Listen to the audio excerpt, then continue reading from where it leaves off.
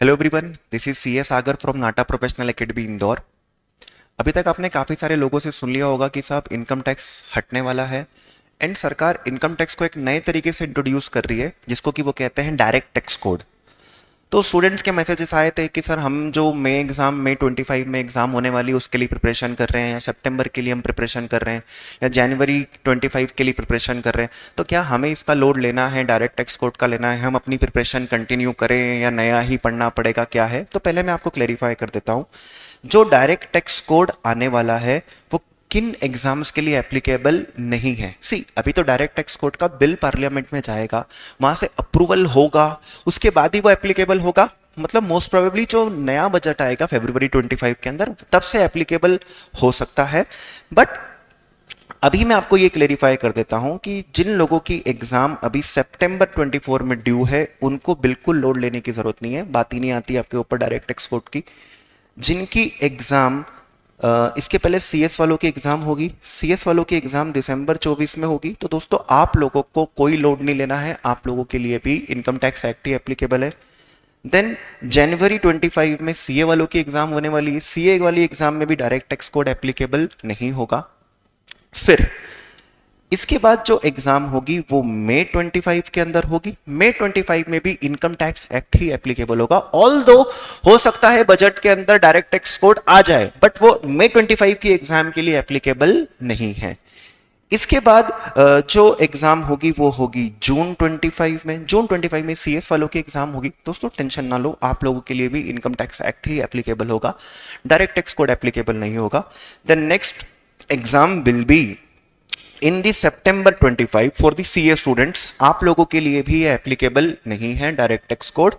Even जिनकी exam दिसंबर 25 में होगी उनके लिए भी डायरेक्ट टैक्स कोड जो होगा वह एप्लीकेबल नहीं होगा। एंड मैं सेफली ये बात कह सकता हूं कि डायरेक्ट टैक्स कोड उन एग्जाम्स के लिए एप्लीकेबल होगा जो 1 अप्रैल 2026 ऑनवर्ड्स होगी। जिनकी एग्जाम 1 अप्रैल 2026 या उसके बाद आएगी उन लोगों के लिए डायरेक्ट टैक्स कोड एप्लीकेबल होगा। Now what are the major changes, थोड़ा सा डिस्कस कर लेते हैं कि भाई डायरेक्ट टैक्स कोड में क्या क्या चेंजेस किए गए हैं। तो मैं एक एक करके आपको चेंजेस बताता हूं। देखो, सबसे फर्स्ट चेंज तो ये किया गया कि इनकम टैक्स एक्ट में अभी क्या था दोस्तों, 298 सेक्शंस थे, बट वो बोलने के 298 सेक्शंस थे। देयर वर क्लॉजेस, सब क्लॉजेस, सेक्शन, सब सेक्शंस, एक्सप्लेनेशंस, प्रोविजोस, एक्सेप्शंस, बहुत कॉम्प्लिकेटेड था। उस सेक्शंस को पढ़ना इजी नहीं हुआ करता था। ठीक है, तो अब डायरेक्ट टैक्स कोड के अंदर ये सब चीजें, कॉम्प्लिकेशंस को कम किया गया है। ऑल्दो नंबर ऑफ सेक्शंस बढ़ाकर 319 कर दिए गए हैं, बट सब सेक्शंस बहुत ही कम होंगे, क्लॉजेस, सब क्लॉजेस बहुत ही कम होंगे, एक्सेप्शंस, प्रोविजन बहुत ही कम होंगे। उस लॉ को रीड करना बहुत ही ज्यादा सिंपल हो जाएगा। प्लस अभी जितने सारे इनकम टैक्स एक्ट में लिटिगेशंस चल रहे थे, और इनकम टैक्स एक्ट हमारा 1961 से आया हुआ था, उसमें अमेंडमेंट ला के उसमें बहुत हौच पौच कॉम्प्लिकेशंस कर दिए थे, वो लिटिगेशंस चल रहे थे, वो सब खत्म हो जाएंगे। वो सारी की सारी सिंप्लीफाइड मैनर में डायरेक्ट टैक्स कोड के अंदर आ जाएगा। जो second change direct tax code के अंदर होगा वो है, अभी आप देखते हो कि प्रीवियस ईयर और असेसमेंट ईयर का कॉन्सेप्ट होता है।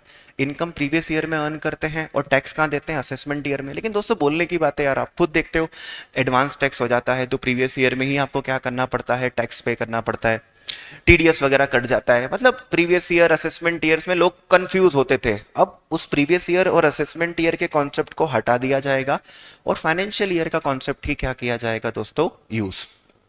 थर्ड जो major change direct tax code में होने वाला है, अभी तक इनकम टैक्स एक्ट के अंदर 5 हेड हुआ करते थे, लेकिन अब डायरेक्ट टैक्स कोड के अंदर आपके 2 ही हेड होने वाले हैं। ओनली 2 हेड्स ऑफ इनकम होगी। इसके बाद अभी आपने एक चीज नोटिस करी होगी, आपने जब इनकम टैक्स कैलकुलेट करते हैं हम, तो काफी सारे रेट्स एप्लीकेबल हो जाते हैं। इंडिविजुअल के लिए स्लैब रेट हो जाता है, कभी 5%, कभी 20%, कभी 10 लाख से ऊपर चले जाएगा तो 30%। इंडिविजुअल्स के लिए मतलब एज के हिसाब से अलग अलग स्लैब रेट्स, काफी कॉम्प्लिकेशंस था टैक्स कैलकुलेशन में। हो सकता है डायरेक्ट टैक्स कोड के अंदर सिंगल टैक्स रेट यूज की जाए तो ज्यादा टैक्स कैलकुलेशन की कॉम्प्लिकेशंस क्या हो जाएगी, काफी कम।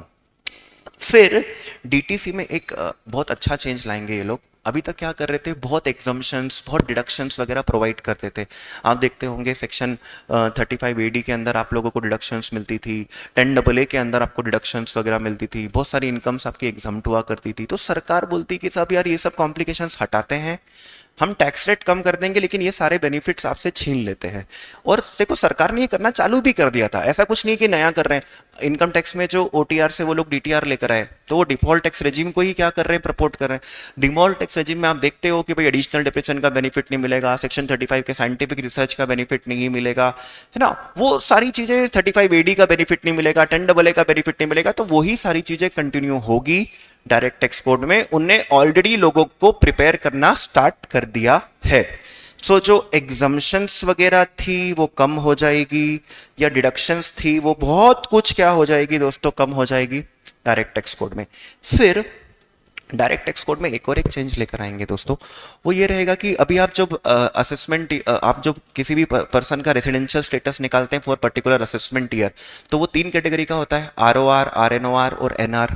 अब स्टेटस जो होगा डायरेक्ट टैक्स कोड में 2 ही होगा, एक तो होंगे रेसिडेंट और एक होंगे नॉन रेसिडेंट्स। फिर एक चेंज जो काफी अच्छा चेंज मुझे लग रहा है, क्योंकि हमको लॉ इंटरप्रीट करने में कितनी प्रॉब्लम्स होती थी, उसको चीजों को याद रखने में कितनी प्रॉब्लम होती थी। जैसे मैं आपको एक एग्जांपल देता हूँ प्रोविडेंट फंड का।